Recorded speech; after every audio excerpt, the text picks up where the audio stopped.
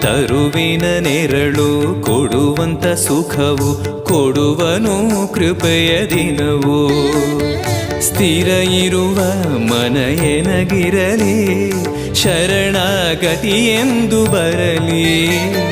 ಭಗವಂತನ ಪ್ರಿಯ ಮಗನಿವನ, ಸಾರಿ ಬದುಕು ಇರಲಿ.